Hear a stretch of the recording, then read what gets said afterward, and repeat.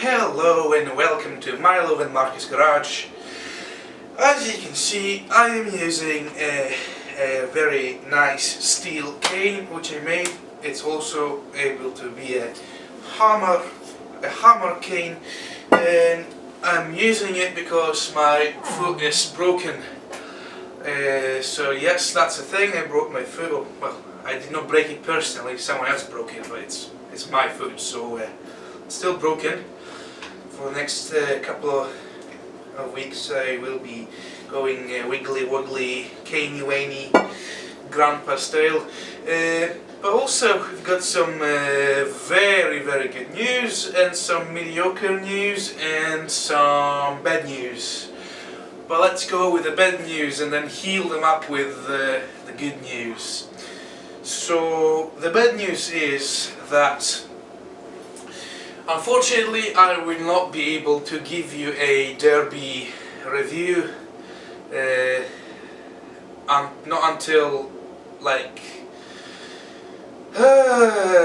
next year, and that's because basically a couple of days ago, as in 2 days ago, the temperature went to -Celsius, so it's very cold out here, and I will not be risking my broken foot to you know, just to give you a review of a motocross. Although we might make some winter off-road videos with the Derby, not on road because roads are slippery, but in off-road where it's, well, slippery all the time, so it doesn't really matter. So don't be too bothered with that. I will promise you that I will give you something interesting to watch. Now the mediocre to good news. So as you can see, I went ahead and painted the Derby. I am quite sorry for that. You didn't get, you know, any footage of that, but with my broken foot it's very hard to do multiple things at one time, so I just couldn't do it. So sorry about that. On camera it looks pretty okay, but unfortunately it's not okay. Some of the parts are definitely very good looking, and I think I really love the black and yellow. You know, black and yellow, you know how it is. Yeah, I'm gonna just show you a close-up on the things that, you know, that are very bad with this painting. Well, with this paint job, which I will have to fix later in the next coming weeks. So let's just give you a close-up on what I am actually talking about. So as you can see, right here we've got a lot of paint, or actually we don't have paint here, and that's the issue. These are plastic bits, like plastic bubbles that just the paint didn't want to stick to, and me and Marcus, we are still trying to figure out why that happened, but it did indeed happen in quite a lot of places, but only in on this fairing. This fairing is fine, all the other fairings are, well, let's put it this way, okay or to find. But this one, it's got really some reaction going on or something, or the plastic is just bad. We're not too sure, but we'll try to figure it out and fix that issue. And on to the other issue with this paint job.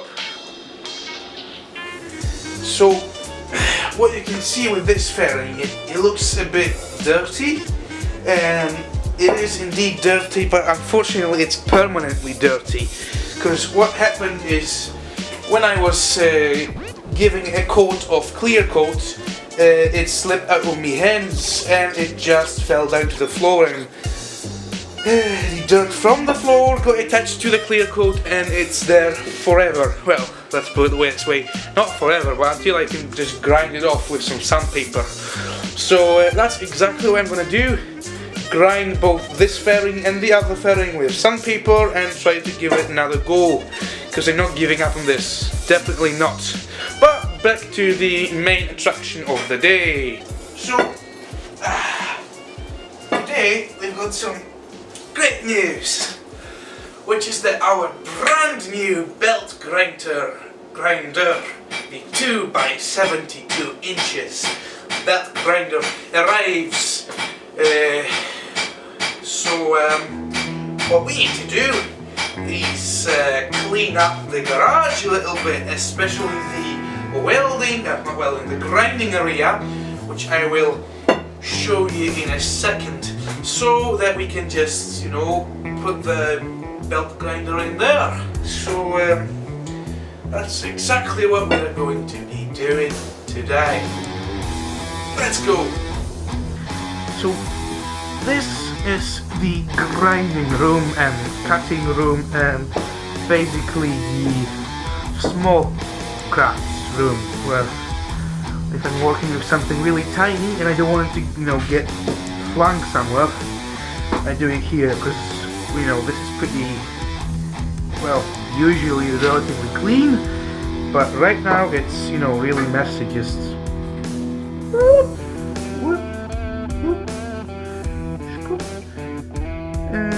this one here, this one right here. See, very messy. So this needs to go. All this grinding dust and things and screws and wood and knives and Dremel tools and glasses and everything else, and just needs general cleaning. So let's get right into it.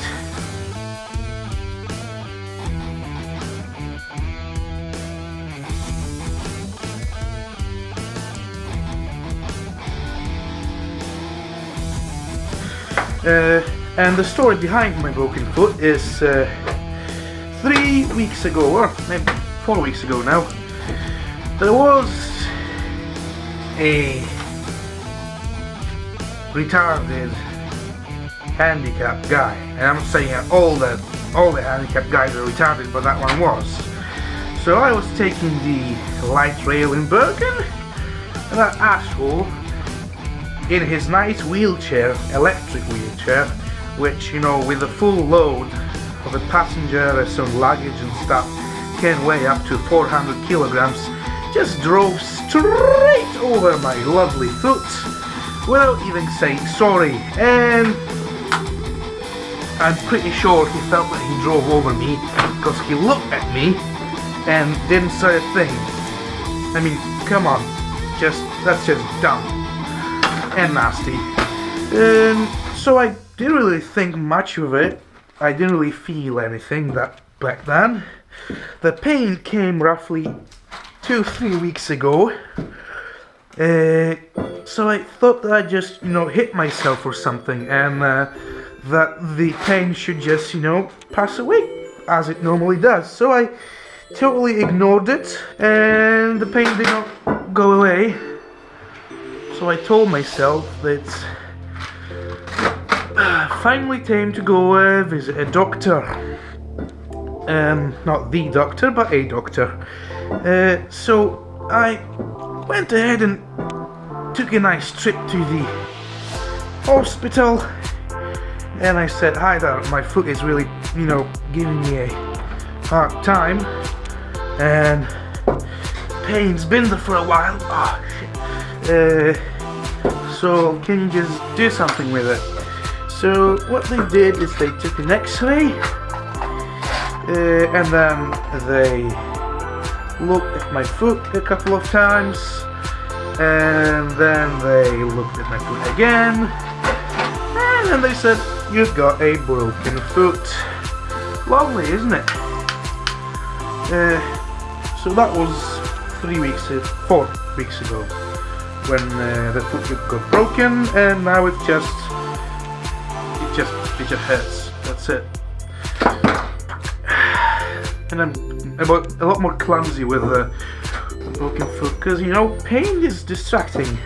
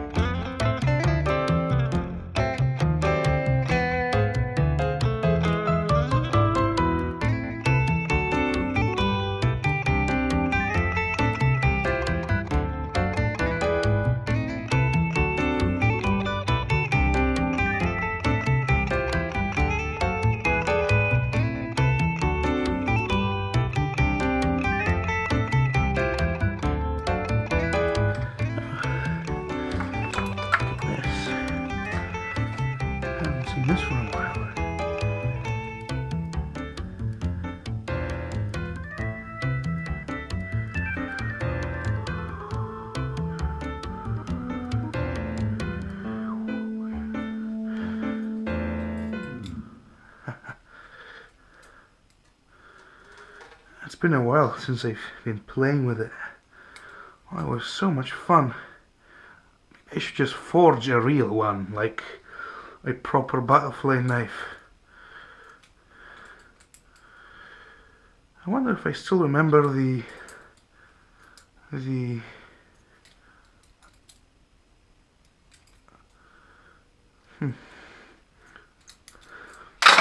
Nope. I do not remember that trick.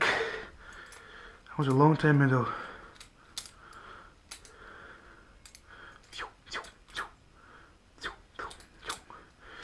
It was like something like that, where you know go over your fingers and like in this sort of a, not like this, but well, something like that.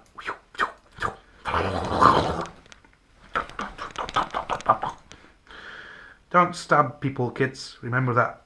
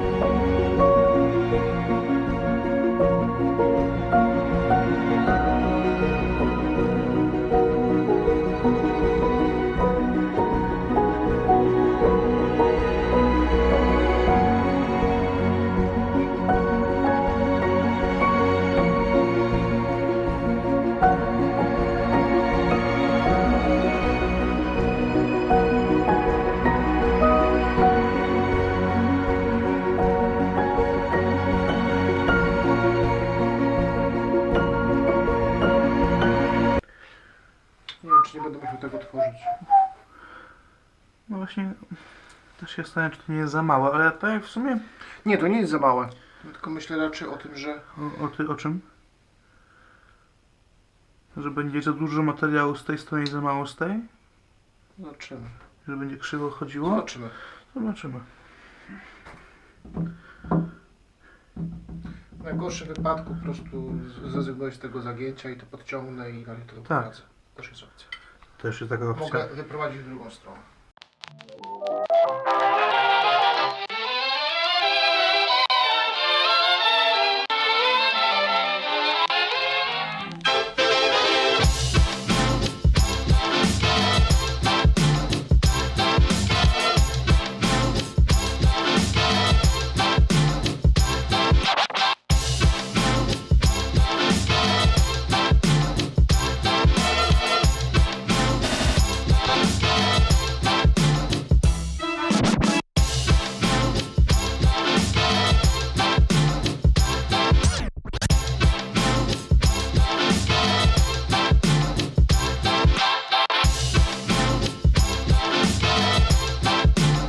Sorry for me being cut off suddenly, but the SD card got full and I had to change it. But while I was doing it, guess what showed up? Say hello to our little belt grinder. And this is my hand in comparison. That's quite large, huh? I mean, I have got large hands and this is a beastie. It weighs 40 kilograms.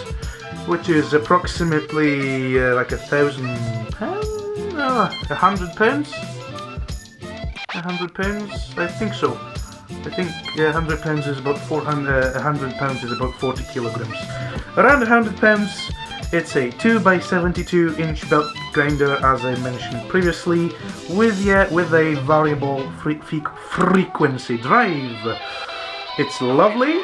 It looks lovely. And it works lovely. Let me just show you how it works. So you put it up, put it on, and you let the baby spin up. You can slightly adjust it. You can, not slightly, you can really adjust it really bad, real good. And just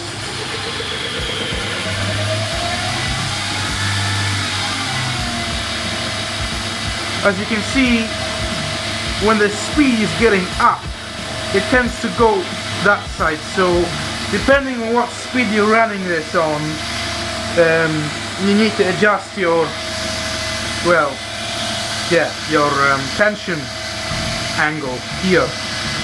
And let's give it a quick spin with some steel, huh? This is a used belt, so it doesn't, it's not that good. But holy crap, this thing really grinds. I mean, I am seriously in love with this machine. Look at it. It went from this, not this. There was a slight edge on it, but nothing particular, to like a super slick edge, which I'm really, I mean, grinding things is going to be such a pleasure now. I mean, this is seriously sharp now. I'm guessing you could either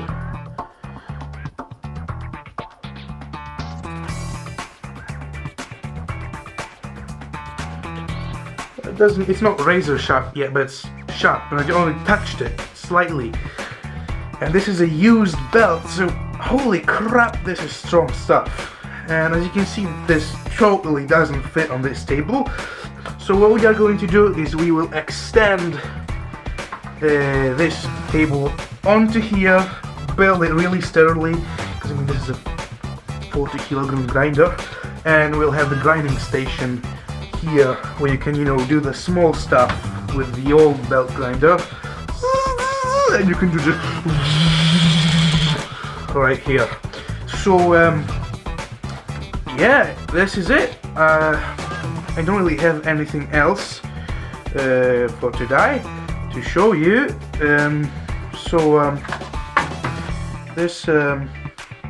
There's nothing more to show basically. Holy shit, it's still running. It is. How the hell is it still not running?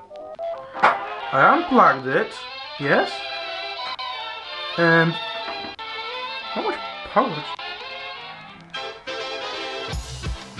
What the... Yeah. That was something. Hope I didn't kill it. 19300 person code. Yep, it works fine. Oh, you can get the revolutions per minute thing. We're gonna need to look at these settings on this thing because there was no instructions for this. I mean, this is a sort of a, it's not home built, but it's like two guys.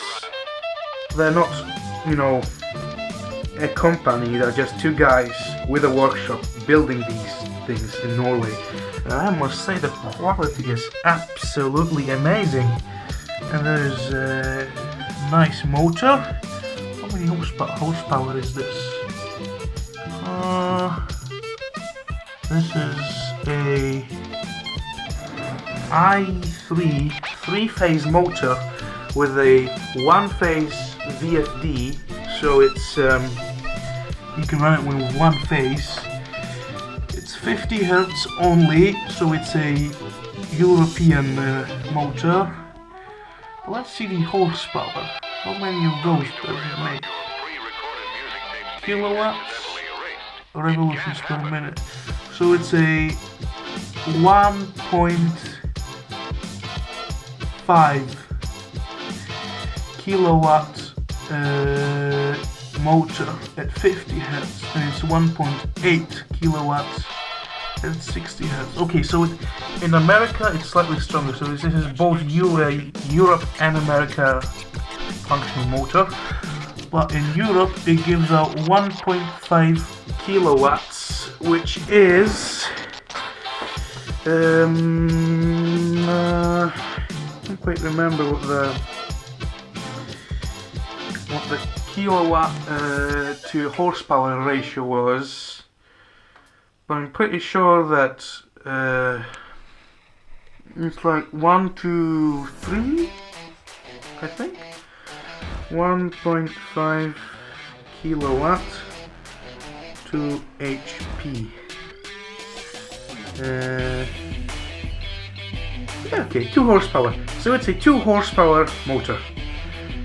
Fantastic. Yeah, it's pretty strong. It's pretty strong. I must say I'm quite happy with it. Got nothing. There's nothing wrong with it. It's a really, really well built machine. The only thing is they could use maybe a little bit of lube, some grease right in here, because these parts they will quickly get rusty, because I'm pretty sure they didn't use stainless steel on this. I mean, although it was an expensive grinder, don't get me wrong. It cost 15,000 krona, because this is brand spanking new. I mean, 15,000 krona is almost $2,000. So it's was a big thing to buy, big price, but our workshop will get so much out of this, and I'm pretty sure that we will be able to make that money back, get it back within a year or two, or even less, depending on how fast we get blacksmithing and selling the bikes and stuff like that.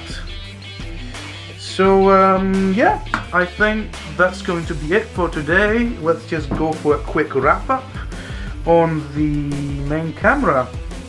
We've cleaned up the workshop. I've talked a little bit of why my foot is broken, and also the brand new belt grinder is here. So in the upcoming videos I'm going to show you a bit of you know, how it really works, how it grinds a knife or something. So great, thanks for watching. Go ahead and leave a like, subscribe, and you know, have a great day and keep on riding even if it's winter. Okay, maybe not if it's winter. Don't ride in winter, you'll crash and die. But otherwise, keep on riding.